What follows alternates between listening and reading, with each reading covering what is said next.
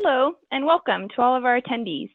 Today's presentation, To Good Health and Good Sense, Sustainability Strategies and Funding Sources, is brought to you by the Eastern Region Training and Technical Assistance Center, a resource of the Administration for Native Americans. This webinar is being recorded and will be available on our website at www.anaeastern.org in about 2 weeks. Copies of the PowerPoint presentation can be downloaded by clicking the link under the handout section of your control panel. And if your control panel has collapsed, you can expand it again by simply clicking the orange arrow at the top of the Grab tab. If during the course of the webinar you have any questions, you can type them into the box that is also viewable on the control panel on your screen. We will answer your questions during the question and answer period at the end of the presentation. So my name is Marissa Carmi, and I will be the facilitator for today's webinar. I am from the United Nation of Wisconsin, and I am the Outreach and Technology Specialist at the Eastern Region Training and Technical Assistance Center, where I've been employed now for about 3 years. Our grantee presenter today is Chris Watson, the Executive Director of the Warm Springs Community Action Team, located on the Warm Springs Indian Reservation in Northern Oregon. Chris has been working at WSCAT since 2013, and prior to that, worked as a senior analyst for ANA in Washington, D.C.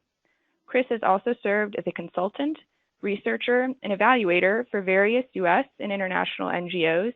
He was a grant proposal writer and project manager at a New Hampshire agricultural center, and he served as lieutenant in the U.S. Army and was an ESL instructor. So a man of many hats, and we are very happy to have him with us today. So let's go over what we'll be discussing. Sustainability, as I think most of us know, is an incredibly broad topic.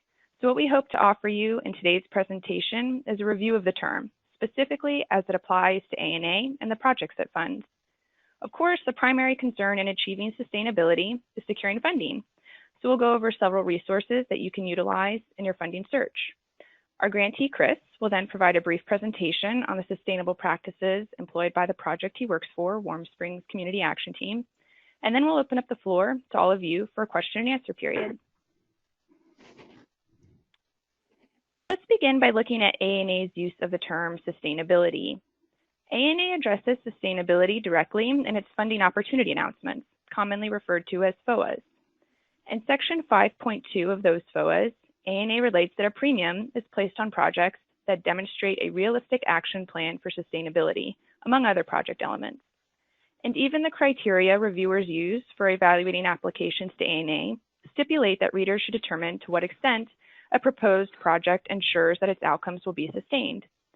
Because ANA's ultimate goal is to promote the economic and social self-sufficiency of our Indigenous communities, it's crucial that the projects they fund have long-term impacts. This is why sustainability is so important. But sometimes the concept of sustainability can get bogged down in theory and abstractions. And when you Google sustainability for clarity, you find yourself clicking through images of trees and recycling bins, much as I did in my research for this presentation. So why not think of sustainability in another way?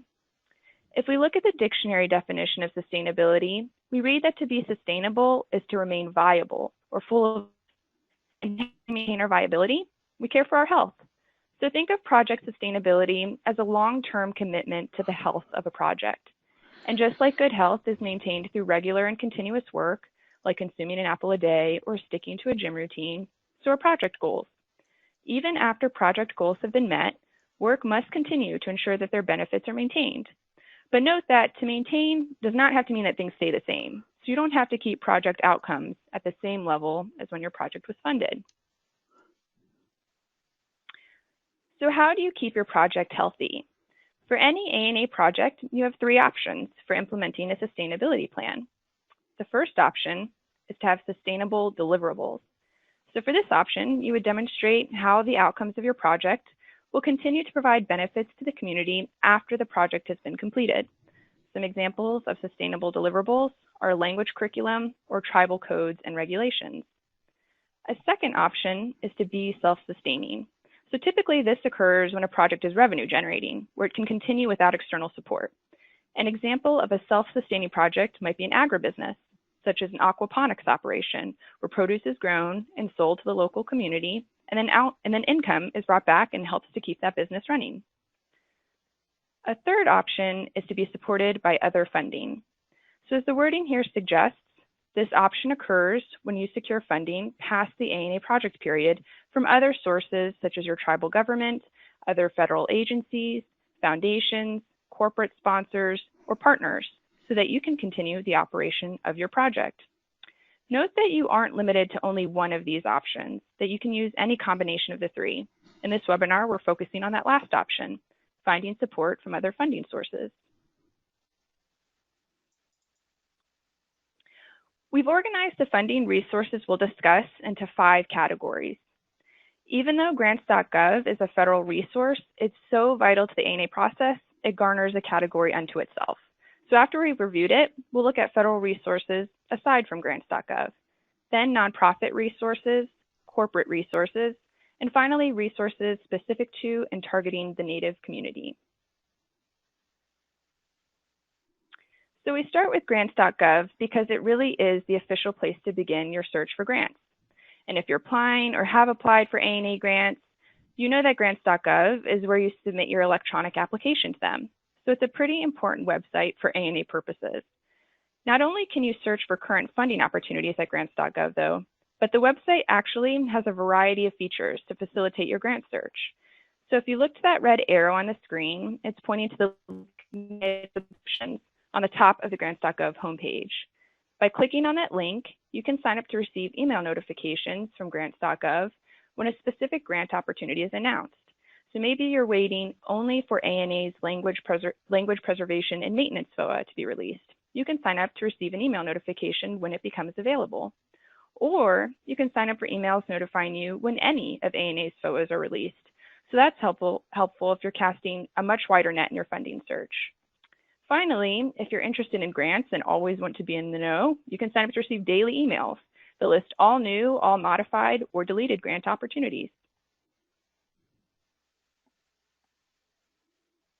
So now we'll move on to a federal resource aside from Grants.gov. This is a screenshot from ANA's resource directory. Much like Grants.gov, it allows you to search for a variety of funding opportunities. You'll see that the arrow points you to a link that, when clicked, takes you to a listing of funding opportunities all made available by the Administration for Children and Families, under which ANA is housed. But you can also click the link Search Directory, circled in red. This allows you to filter your grant search. So you can click the drop-down menu under Resource Type and choose the category that corresponds to your project, searching only for governance funding, if that's what you're looking for, or only for language funding. And while we have ANA's resource directory categorized as a federal resource, you'll note the site also points you to possible non-federal resources, which you can find by changing the designation type that second drop-down menu pointed to on your screen. For a nonprofit resource, we point you to the Foundation Center. As you can see from their homepage, the Foundation Center offers a wealth of information. So whether you're a seasoned grant applicant who's searching for new funding opportunities, or if you're new to the grant process and need advice on how to begin writing a grant, there's help for you here. The Foundation Center boasts a comprehensive foundation directory, providing information on over 140,000 grant makers. And you can access that directory by clicking on the Find Funding link just here. Among the grant makers listed in the Foundation directory are some of the major and well-known programs, such as the Kellogg Foundation, which claims a commitment to racial equality and to developing leaders and engaging communities in solving problems internally rather than externally. But the directory also includes what are perhaps lesser well-known programs, such as the Lannan Foundation. Through their Indigenous Communities program, the Lannan Foundation awards funds to federally recognized tribes implementing rural, Indigenous-led projects in Native language revitalization, Native legal rights, and environmental protection. So a variety of funding opportunities at foundationcenter.org. Be sure to keep in mind that when you're looking at different funding sources, their application requirements will not all be the same. So applications that meet ANA's requirements might not also meet the requirements of a funder such as the Lannan Foundation. And that's something to keep in mind when visiting all of these websites we're showing you today. Now we move on to corporate funding sources. The website fundraiserhelp.com features an extensive list of corporate grants available to nonprofit organizations. From General Mills to Johnson & Johnson, these funders award initiatives addressing a wide variety of issues, from health and wellness to STEM education to youth empowerment. However, many of these sources request that applicants demonstrate how their programs will have a global impact. This criterion might not be best suited to some programs targeting their local Indigenous communities specifically. For other programs, this criterion might not be an issue. Either way, I think it's worth knowing that these funds are available to you. On a side note, if you are interested in perusing this list of corporate grants further, I urge you to copy this link down directly. While fundraiserhelp.com offers a lot of information on how to find and to raise funds, I find it's not really the most easily navigated site. So I cannot find how to travel from the homepage to this specific list. So note this URL specifically, and then feel free to browse the site starting from its homepage. And finally, we come to funding sources that are Native specific. So the two sites we'll show you here provide information that is targeted exclusively to Native tribes and Native organizations seeking funding for programs that serve the Native community. So on your left, we have firstnations.org, the website for the First Nations Development Institute. The First Nations Development Institute has been a national grant-making program since 1993. So not only does their site point you to the but the Institute also functions as a grantor itself.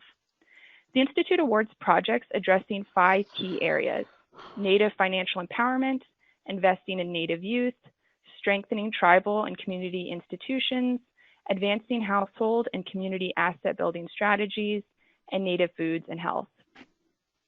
Eligible applicants include federal and state recognized tribal governments, Native controlled 501c3 nonprofit organizations, Native 7871 organizations, and fiscally sponsored Native community organizations.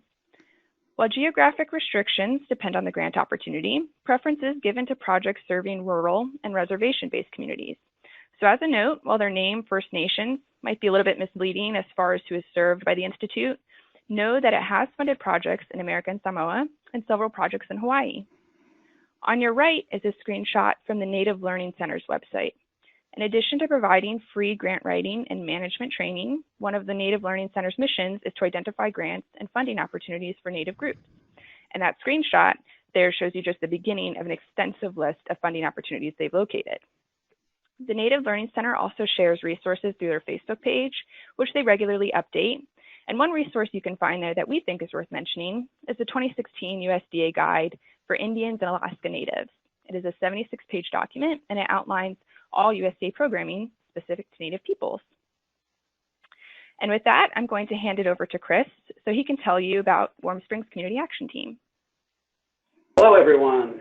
It's good to be here. Thank you, Marissa, for the introduction, and thank you for allowing me the privilege of being here today to talk about sustainability for my organization, the Warm Springs Community Action Team. I want to give a little further background on me before getting started, just to let you know that for the 4.5 years before I came to the Warm Springs Community Action Team, I was working at ANA. And I worked in the office at ANA, and I had the great job of being an impact evaluator. I visited 96 projects in a 4.5-year period, and I'm hoping and I'm guessing that some of the 33 attendees in this webinar are people that I've visited. So if you're out there, hello again via webinar, and hello to those ANA staff members and training and technical assistance providers that may also be listening. It's good to be part of this and good to talk about this particular topic. On those 96 site visits that I did as an impact evaluator, I learned a lot from the training and technical assistance providers, Dan, Kesley, Candy, Rondell, the whole crew, and also the folks in the Pacific. For them, showing me the ropes, teaching me about ANA, and teaching me a lot about Indian country and about the Pacific and about Alaska. And those 96 projects really helped me gain an understanding of what sustainability is on both projects, within programs, and within organizations. So I think I learned a lot from ANA, and I've been lucky to bring that to my experience here at the Warm Springs Community Action Team. The Community Action Team is a small nonprofit on the Warm Springs Reservation. It's been around since August 2008, about 9 years. Our team is pretty small, as you can see. There's only 5 people. We're about to get an AmeriCorps Vista soon, and we're hoping in the next few months to get 3 to 5 new staff members if some of our grant proposals that we've written come through and we win those grant proposals.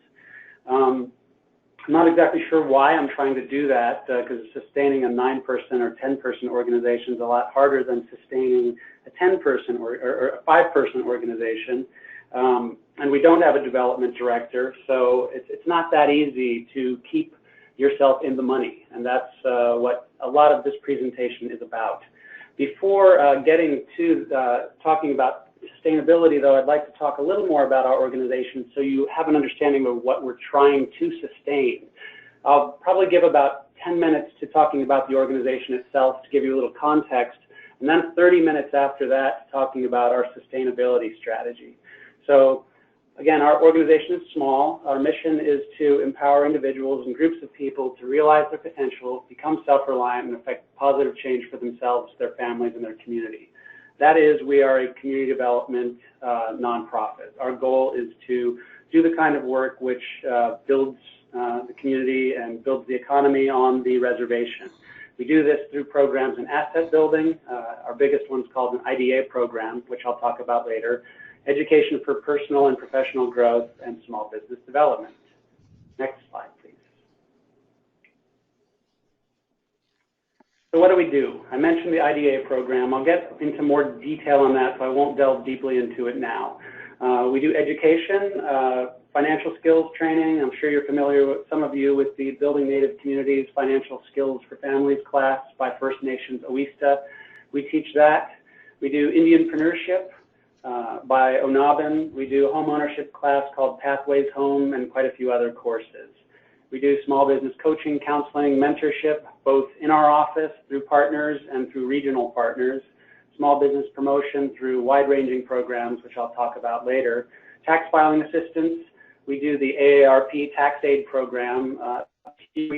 425 people come through our office filing their income taxes. We do credit building and credit repair. We have a financial skills counselor that we recently hired through a Northwest Area Foundation grant that's working on that. We have an outdoor market, 10 vendors a week on average, which is pictured. And we are beginning to form an Artisans cooperative in the community. If you looked at Warm Springs Artisans Cooperative Facebook page, you'd see 120 or so members. We're trying to help this entity form as a 501c3 nonprofit so that it can raise its own money and that it can provide opportunities for artists to sell product and also for artists to teach young people in the community how to make all the traditional types of artwork that are made here in Warm Springs. Next slide, please. Our IDA program is our biggest and best program. We have 121 community members currently enrolled. Actually, we just got 2 new enrollments in the last day, so we're up to 123 now. And we have quite a few graduates who use their individual development accounts, which are matched savings accounts that people use to save their own dollars with matching state and federal dollars and some private dollars to pay for starting or expanding business, pay for education, buy vehicles, or purchase or renovate homes. And if you look at the program graduate column on the right, you'll see that people are actually succeeding and they're using their IDA accounts to buy stuff. The bottom one, for example, says 20 vehicles have been purchased. That means that on the reservation, when I'm walking around from point A to B, I see a lot of cars that I know people bought through the program. They're taking their kids to school, they're getting to work, and it makes our organization, our whole staff, feel really great that this is happening, that people are starting businesses, getting education, buying houses, renovating them, and making their lives better through this program. Next slide. And here's that people are starting, mostly through IDA programs, through the IDA program Small Business. Again, we've had 21 people utilize IDAs to purchase business assets, and these kinds of things are happening on the Warm Springs Reservation a lot due to our program, and we're really proud of that. Next slide. So many of you, I think, out there provide these courses for people in your communities, for tribal community members. We do the First Nations OESA, Building Native Communities, Financial Skills class. We do the Pathways Home, Home Ownership class, the Indianpreneurship. We have courses that just ended, like our Indianpreneurship class last week. We have a new BNC, Financial Skills for Families, starting next week. These are our numbers. We try to track numbers very closely, and the number of people in class and graduates, because it's really important to report to funders and to the world how well you're doing. And so we do our best to always know how many people have been through each and every one of our programs. Next slide, please. A few pictures of some of what we do. The outdoor market is those three on the left. And that's pretty exciting to see 10 vendors every week. Sometimes sales on when it's not payday aren't all that great, but the second and last Fridays of each month, I think the vendors do pretty well. The market goes from 10 to 2 every Friday from June through September. The Artisans cooperative, again, is something we're trying to get started, get it rolling, and we've already produced a website for them. We haven't. One of our program partners, Onabin, has done virtually all the work on that, but we're doing our best to organize this Artisans community to be able to become its own nonprofit and to succeed entrepreneurs, artisans, with more chances to sell product. So we're fired up about that. In the bottom right is our small business incubator project that we're hoping to get happening within the next 2 years. We have gained access to a 100-plus-year-old building known as the Old Commissary. It's one of the oldest, if not the oldest building in the downtown area of Warm Springs. Right now it's dilapidated, it's in need of repair, it's been in disuse for 20 years. But we're taking this old building and trying to renovate it and turn it into a small business incubator. The ground floor would be used for retail vendors like a coffee shop or a Kinko's-style coffee shop, or a barber shop, hair salon, perhaps a place for the artisans to sell their stuff. We've gotten a lot of community participation in what they want the retail businesses to be. The upstairs will be office space for entrepreneurs.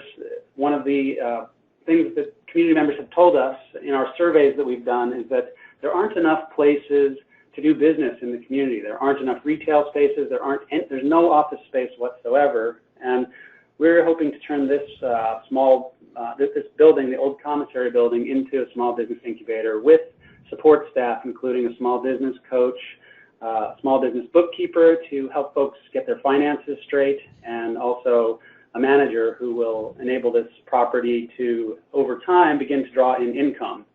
You'll see to the right of the small business incubator a food cart pod, which is envisioned to be a later part of the project about 2 years down the line. So these are some of the things that we're trying to do to promote small business in Warm Springs. Next slide. So I just mentioned that one there, the Small Business Promotion Project. We're actually asking ANA for some dollars for this to really focus in and hone in on small business IDAs, a lot more Indianpreneurship courses, not just beginning level, but advanced level courses, and developing this small business incubator so that it can provide community members with economic and social opportunity into the distant future. We're also trying to expand our outdoor market. A lot of the problem with the market is we don't have that many ag vendors. We have mostly vendors who are selling beadwork and other types of art products, which is great, but we're in a food desert here, and there's a strong desire amongst community members to develop food sovereignty, and for community members to be producing their own agricultural products, especially fruits and vegetables. We're working also on youth programs, hoping to get a youth entrepreneurship project going, and a youth project in partnership with the local high school and with the Confederated Tribes of Warm Springs Health and Human Service Department and Native Aspirations Summer Youth Work Program. So we're really hoping to get these things going.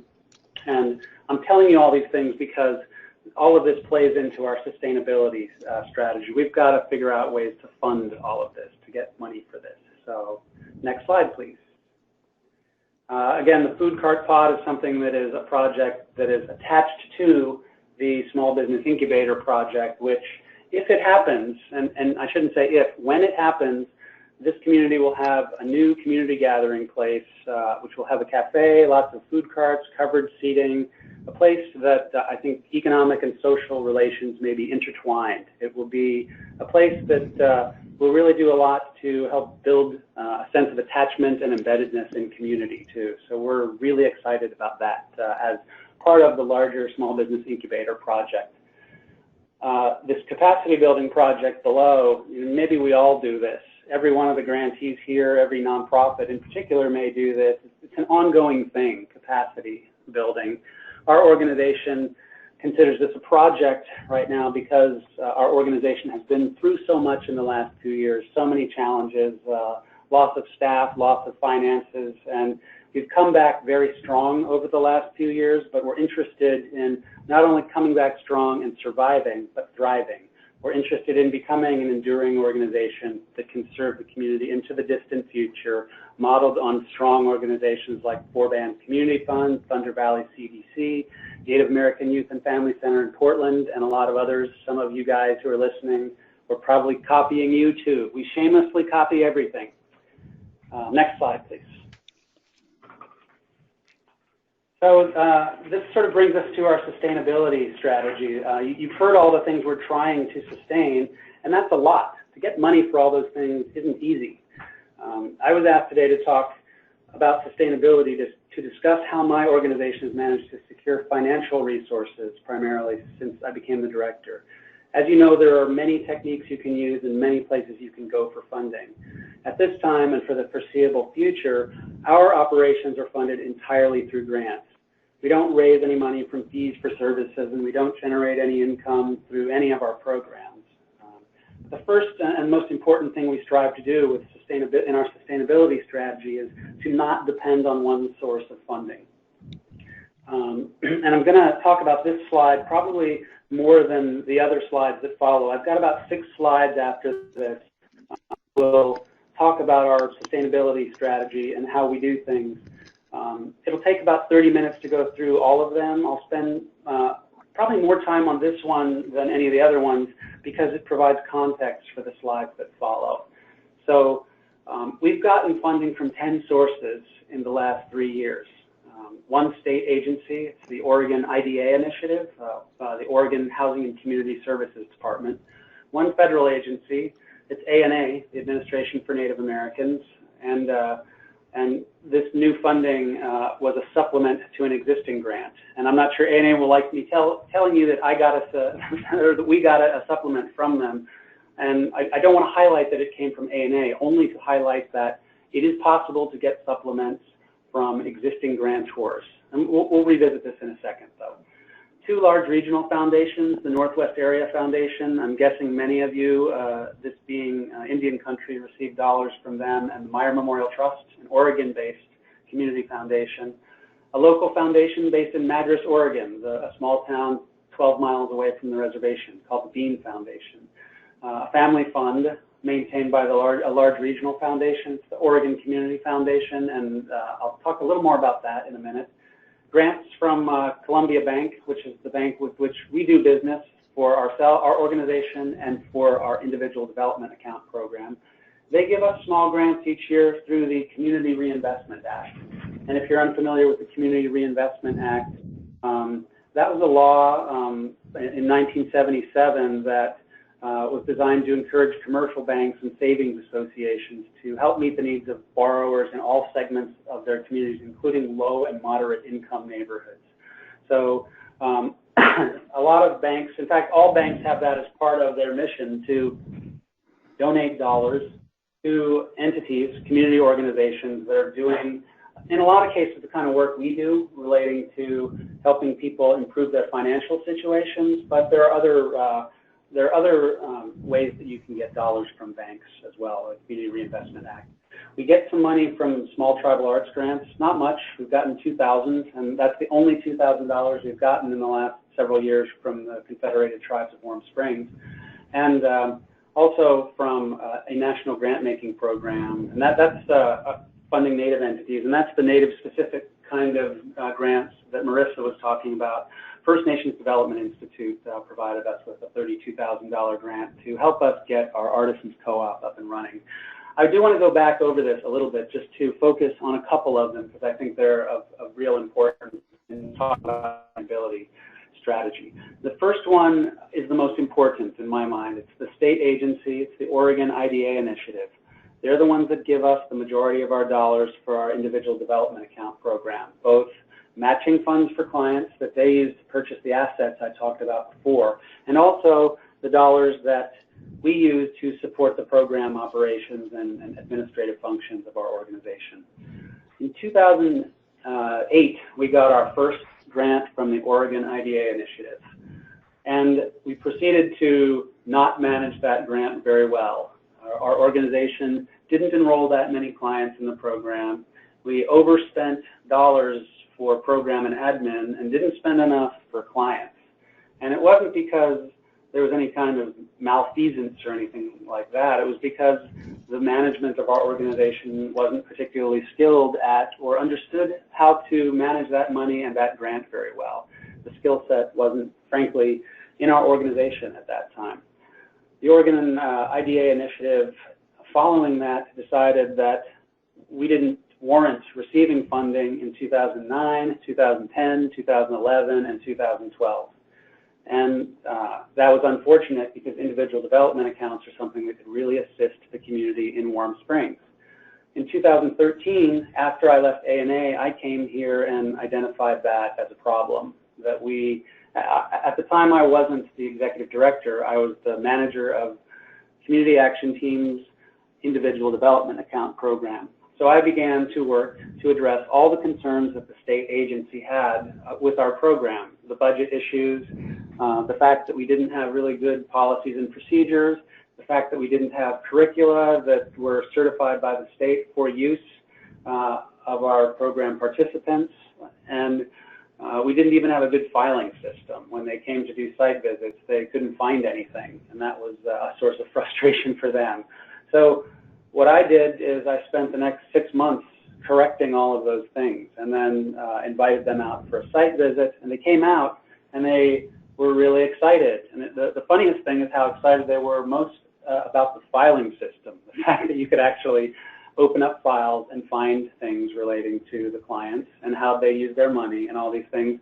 Simple solutions to this problem that we were confronting. And then I asked them if we could apply for money in 2013. And they said, well, it looks like you've shaped your program up okay.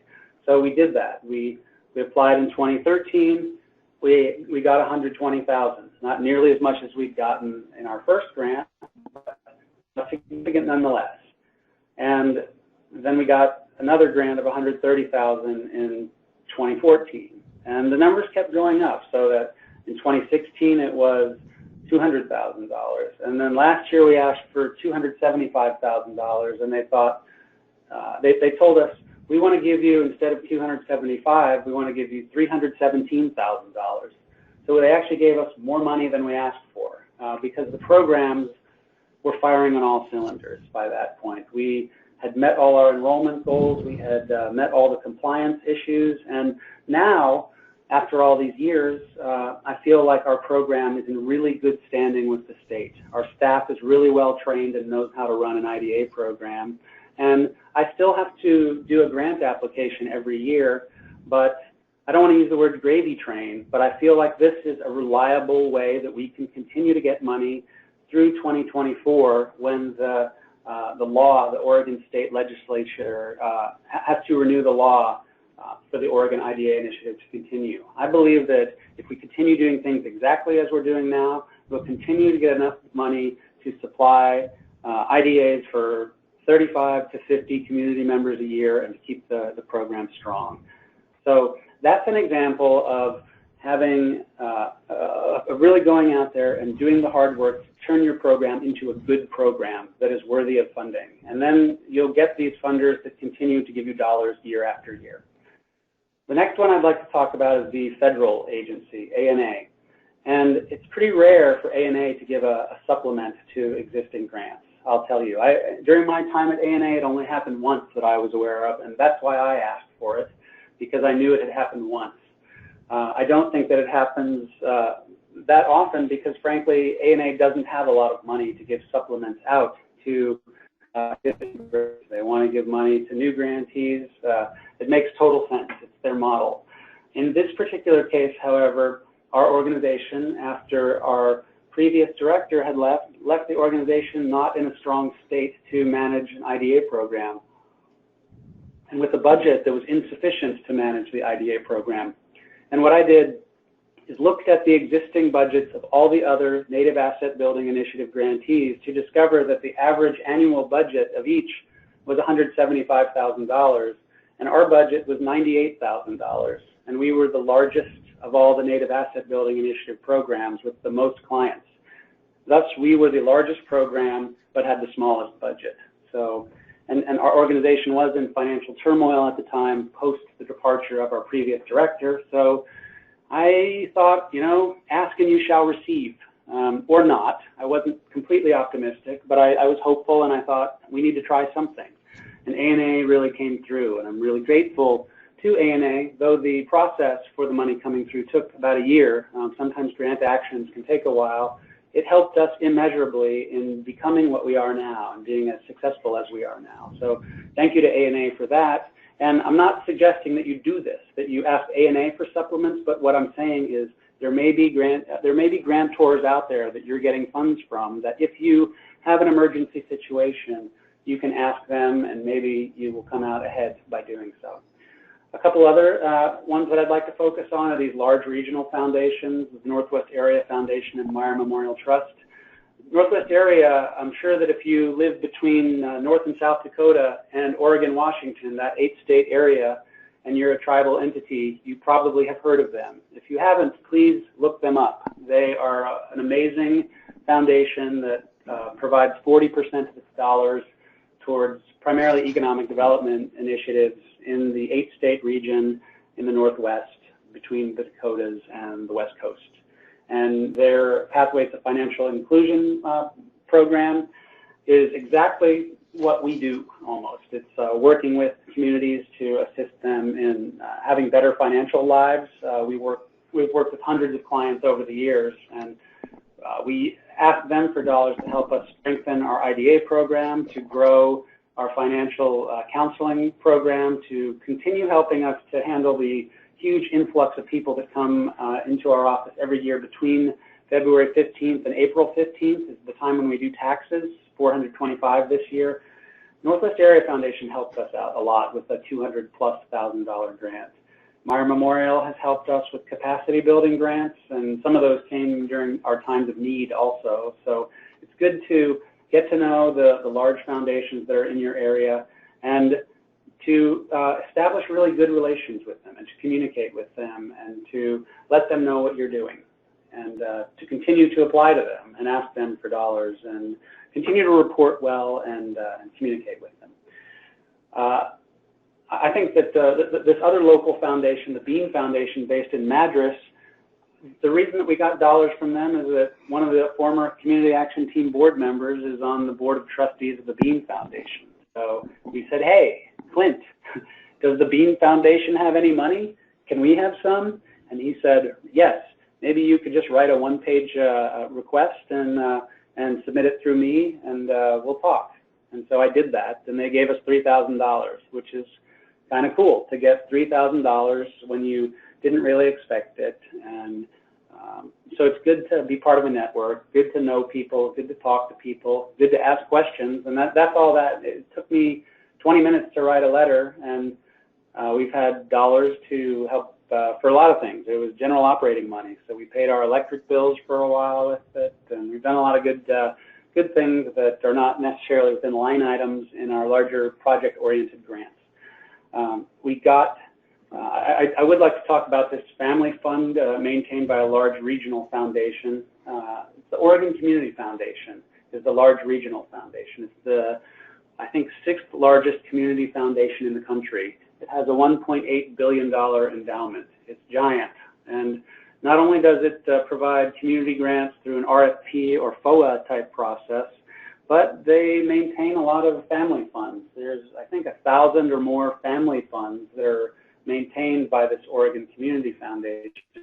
And I'm lucky enough to be part of a network of people that knows staff members and donor relations officers throughout the state of Oregon, the Oregon Community Foundation. I'll talk a little more about why and how I know them later, but that helped us to get a $10,000, again, general operating grant from a family fund. And this was when we were having our challenging times about a year and a half ago.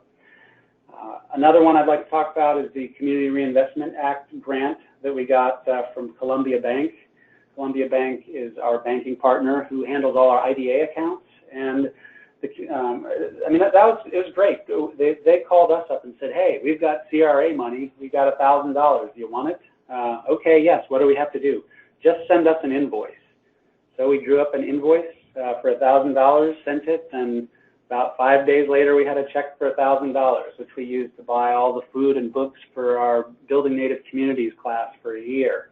And the next year, they gave us $1,500, and we bought our Indianpreneurship books as well.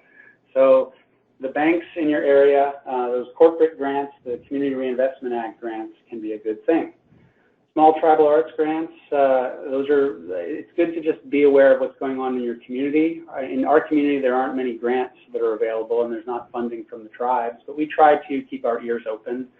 And then there's that First Nations Development Grant. You should always be aware of those entities that are serving Native communities. And so they've been on our radar for a real long time.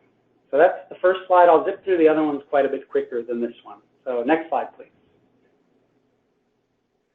So it's important not to depend on one source of funding, and just as important is to always seek new sources of funding. You can't depend on the same folks all the time. If you do put all your eggs in one basket, that's a bad thing. It's going to hurt you down the line. So always seek new sources of funding. A couple years ago, put our AmeriCorps Vista up to the task of going to the library, the Bend, Oregon Public Library, going into the Foundation Center database, looking at different criteria relating to what we do, what's within our mission, and finding every single funder that she could find that relates to what we're doing. And she came up with a list of about 100 funders that I thought were pretty good candidates for us to seek funding through. And there's, of course, plentiful, and this is primarily private funders we're talking about. I think that the techniques that Marissa suggested earlier about finding federal dollars are very important. In your particular state, there's probably avenues that you can use to locate state funding as well. So I encourage you to reach out, use that Foundation Center database, get a good list of grantors that provide for what you do, and think ahead, always think ahead. An example of this is that I'm seeking dollars from the Oregon Community Foundation in December to get us rolling on a youth entrepreneurship program. It'll be $30,000 in year 1, $25,000 in year 2, $20,000 in year 3, and that's kind of how their grants are set up. To begin establishing a youth entrepreneurship and financial skills program here. And I'm also seeking dollars about a month or two later. It says 2018 here from the Oregon Youth Council, which has a youth leadership program, which includes entrepreneurship, so that we can kind of start getting dollars for this youth entrepreneurship program. And we've done surveys of youth in the community the last couple of years to find out if they're interested in this stuff. They say yes. We're building partnerships with community entities right now who like other youth serving organizations. So we feel good that we're setting the stage for a large project that will enable youth to really go out and do entrepreneurial things over the coming years.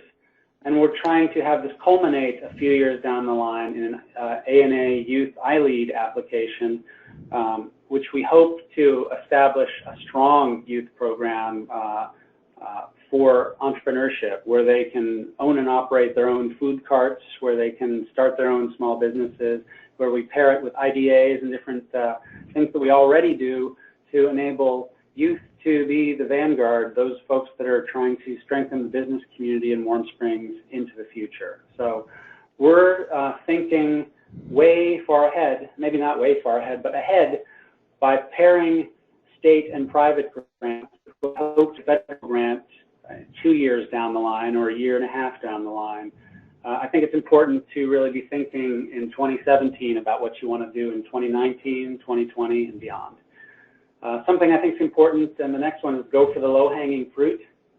The Spirit Mountain Fund comes from the Grand Ronde tribe's casino profits. They give dollars every year regionally, mostly in their area, but they also provide grant funding to the 9 tribes of Oregon. And if you ask for dollars through Spirit Mountain Fund, if you write a good proposal and it makes sense, you're most likely going to get those dollars.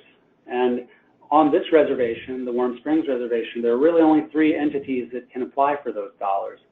That would be us, the Community Action Team, that would be the museum at Warm Springs, and it would be the tribe itself.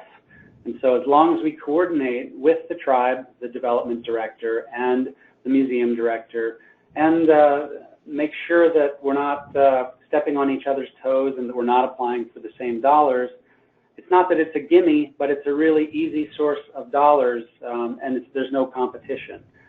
So imagine if A&A were like that, right? I mean, A&A, it could be 100 entities applying for 20 grants or 12 grants or something like that. It's really hard. You're competing against a lot of people. The low-hanging fruit, I mean, A&A is not low-hanging fruit. But if you can find that low-hanging fruit, it will save you time, it will save you effort, and hopefully you won't have to write 100-page grant applications. So my A&A CEDS application this year was 148 with all the attachments, everything in it. So go for the low-hanging fruit, and also go for a mix of large, medium, and small grants spaced out over time. You don't want your grants all to end at the same time, because then you might find yourself in a pickle. Also apply when you're ready, not before. Years ago, when I was working as the program manager, the former director of my organization would say, Chris, apply for this grant, apply for that grant. And I would be happy to do that, but it wasn't in our organizational strategic plan. We didn't have partnerships in place, and we didn't even necessarily do a needs assessment beforehand. So I would say, don't ever do that. Don't ever apply for grants if you're not ready.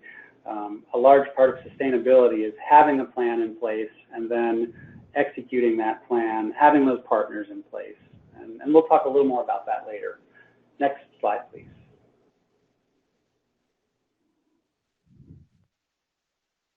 Okay, so I've mentioned some of these other things before. Get to know funders, network with funders, call them. I call funders, not to be a nuisance or anything, but just to, and they want to hear from you. They want to know what's going on in their regions or their areas. They're happy to talk to you. I just called one up about a week and a half ago to talk about giving us $250,000 in capital funding for our small business incubator project. And I called that same woman about 6 months before. I'm just trying to stay on her radar, and from time to time I'll send her documents relating to that project so that she can see how we're moving forward. So I'm hoping that that will lead to eventually having us doing a formal application and succeeding at getting $250,000 or hopefully something from this particular foundation. Join a foundation board, learn how they operate. I'm not on any foundation boards, but our previous executive director here was on what's called the Central Oregon Leadership Council of the Oregon Community Foundation. This giant community foundation that I mentioned before has leadership councils around the state and in 6 different regions. And I thought, if I can get in on this leadership council, I can learn all about the Oregon Community Foundation, work with people, and I can hopefully, through that, help the Warm Springs community to draw dollars into this community, and also help my organization, the Warm Springs Community Action Team, to get dollars. And that sort of worked for me as a strategy when we were able to get the donation from that family fund that I mentioned through the donor relations officer in the Central Oregon office, who has become a good friend of mine, who I can simply go to her office and say, hey, Fran, do you know anybody that wants to fund us? Or we're having some challenges right now. I was amazed to find out that if you ask that question and someone is well placed in a particular community, they might just come back to you and say, hey, Chris, I found someone to give you $10,000. I was shocked, astonished, and very happy about that. So also, if you're funded, I mentioned this before, communicate well, report well. It will serve you well in getting more dollars from those funders in the future, generally. I mean, not all funders like ANA have a panel review process, the same type of panel review process. Sometimes them knowing you and understanding your track record will help you to get funding in the future. Link fundraising to your strategic plan. Yes, you should have a strategic plan, and your board, staff, and community should be involved in that planning process. If you have a strategic plan, your grant proposals will flow from them, your strategy will flow from them, your having partnerships in the community will flow from that. All of these things can flow from your strategic plan. And modify your strategic plan every 2 years or so. Have your board sit down and talk these things through with you to fix things that need to be fixed, add things that need to be added, and take some things out that are less practical. Always have an ace in the hole, or 2 or 3 or more than that if you can. Someone who can bail you out if you're having challenges. For us, that's the OCF, that's the Oregon IDA Initiative and Columbia Bank. I hope to establish a few more of those over the coming years. Next slide, please. Develop alliances or relationships with people who know how to raise funds. The Confederated Tribes of Warm Springs Development Director was hired about a year ago. This guy has raised about $40 million in his career. It seems like a smart idea for me to sit down with him from time to time and talk shop. So I do that, and he provides me with ideas. And he's even offered to write grant proposals that include us as a sub in the grant so that we can get money through his efforts. That's kind of easy. I like that idea, having someone do the work for you from time to time. I would also suggest talking to your regional ANA training and technical assistance providers. Dan Van Otten being here in Oregon is a wonderful thing for me. I've known him for many years, and it's great for me to be able to pick up the phone, call him and say, hey, Dan, we're having some challenges on this. I need to raise some dollars for this. What are your suggestions? And guess what? There will be a lot of suggestions. There will be good suggestions. And if he knows of low-hanging fruit or anything out there, he'll tell me. And so it's nice to have resources like that who can assist you. Another thing, run great programs. Success begets success. You will get more money if you are successful. I think it's so true. Have a strong track record. Show your strong track record. Check out our website, WSCAT.org, and you'll see how we're trying to report our successes. We talk about numbers, the number of people who have completed all of our programs. We have success stories, and we do a pretty good job of it. I'd like to do a better job of it. I've seen websites that are better than ours at displaying that, but I think it's important for you to be able to show that to outsiders and to tell your community about it and tell the political leadership in your community about it. And I think that will help you build community and political support, and it will, in the end, help you get financial support as well. Next would be developing your staff capacity. Yes, there are things that will really help you organizationally to be sustainable and to be financially sustainable. Developing that staff capacity, having an institutional vision, mission, values, all these different things you have to have in order to get the dollars, and get the community and political support. The good news for me, too, is that in working with staff, I'm understanding that some of them are really good at developing project plans and grant proposals, and that may take make it a little bit easier for you to get your job done and to raise dollars. Next slide, please.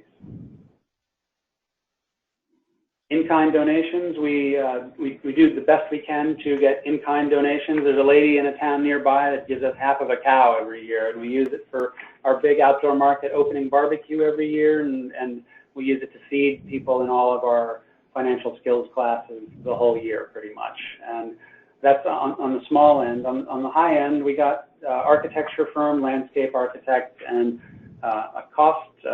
someone who does cost estimates to do $68,000 in pro bono design work for us last year, which I think will serve us well to fund for that old commissary small business incubator project. Strong partnerships are important. They reduce your expenses. They write great support letters for you. They'll nudge people who have political power to sort of help you out and support you. And some partners could even give you money. That's a good thing. Please, it's important to use your board of directors. Have a good board of directors. Build your board of directors and provide development opportunities for them too. But then seek their guidance and utilize their connections. The Warm Springs Community Action Team's board of directors is invaluable in providing me with advice and ideas about where to go for money. And some of them might have connections. Two of the board members here graduated from a leadership program of an Oregon-based Ford Family Foundation, and they are working with the Ford Family Foundation to identify appropriate funding opportunities for us. So please, it's a good idea to use your board of directors. Final thoughts. It's important to understand within your organization what sustainability is, what it means, develop a definition for you, and have a plan addressing the various elements of sustainability, financial, organizational, political sustainability. That's really important. See the big picture, be aware of what's happening in your community, be ready to adjust. An example of this is that in Warm Springs, the tribe itself is starting its own community development organization, its own nonprofit. So I've been communicating with the tribe to make sure that there's not a duplication of effort perceived for their organization and what we do, and to make sure that these two organizations are going to be able to relate well into the future. Because that is something that will affect the extent to which we're able to sustain ourselves. So yeah, those are my final thoughts. And at the end of the presentation, I welcome any questions. Thanks a lot. Great. Thank you so much, Chris. So to wrap things up, let's review the basic steps for developing a sustainability plan. You'll first want to ensure that you have the support of your tribal or organizational leadership. It'd be pretty difficult to proceed without them. And as the representatives of your tribe or organization, their commitment is an indication or reflection of how important the project is to your community. Next, you'll want to develop a communication plan. Your community is a key player in the success and longevity of your project. So keep them abreast of developments and changes, successes and improvements. But don't stop at the community level. Creating a comprehensive and far-reaching communication plan can assist you in working on step 3, forming partnerships to maximize support. So some of the partnerships you develop may be able to help you secure resources for sustainability, especially if you develop a partnership with a group that has goals similar to yours. And both of these steps recall the emphasis and importance Chris placed on networking and developing relationships, as the networking you do can build confidence potential partners and potential funders have in you. And finally, research financial options. So we've attempted to supplement that research through this webinar, but what we've gone over today is really just the tip of the iceberg. Participatory fundraising events, individual giving or annual giving campaigns, these are all viable options for securing additional funding. And with the advancement of technology, social media proves an increasingly fruitful means of finding funds, and Amazon Smile, I think, is a great example of that. But the overarching principle that should guide you in the development of your sustainability plan is doing what works best for your tribe or organization. So while we think the sustainability strategies employed by the Warm Springs Community Action Team are great, and we wanted to have Chris here today to share his experience and his knowledge with you, you shouldn't think of Warm Springs' sustainability plan as a blueprint, but rather as an example. Tailor your sustainability plan to suit your needs and goals. And before we head into the question and answer period, we're going to leave you with this screen for just a moment. So Chris mentioned in his presentation that he reaches out frequently to his T and TA provider in the Western region, Dan Van Otten. And so if you'd like to do the same and reach out to the provider in your region with questions, the contact information for ANA's 4 regional T and TA centers are here. So you can copy down the information for the region you are located in. And with that, we will head into the question and answer period. So I have our T specialist, Candy Carmi, on standby. She'll be looking out for any questions that you type into your control panel. We don't have any questions right now, but in listening to Chris's presentation, which was awesome, I was curious, Chris, it sounds like you devote a lot of time to addressing sustainability. Is this something that should be a full-time position on an organization's staff? It just sounds like a lot of time is spent on this. Thank you. Yeah, great question, Candy. I think that it would be wonderful to have a full-time person whose role it was to ensure organizational sustainability. I think for an organization the size of the Warm Springs Community Action Team with 5, 6, 10 people, that's not necessarily practical. But for an organization that's larger, like NAYA, for example, Native American Youth and Family Center in Portland, they have quite a few more staff members than we do. I don't even know how many, maybe 50 people working there or so. And they do a lot more to serve that community than we do to serve this community. And it might be practical for a larger organization to do so. For us, though, I think it's important for us to work with our board of directors to ensure that that is something frequently discussed. We have monthly board meetings, and that topic comes up at least every other month about how we're going to sustain a particular project or program. So for someone our size, it's great to think about that and talk about it with our board and pursue that strategy as it relates to our overall strategic plan. For a larger organization, yes, I could see a position like that existing. Thanks, Chris. And then I'll just put this up. This is the Warm Springs Community Action Team contact information if you'd like to head to their website or Facebook page. And this is also the phone number if you'd like to reach out to Chris and give him a call and ask him some questions directly. So I'd like to thank everyone for attending our webinar today. We hope we provided you with some helpful information. So with that, we'll thank you again, and we hope we have a great day. Thanks a lot. Bye.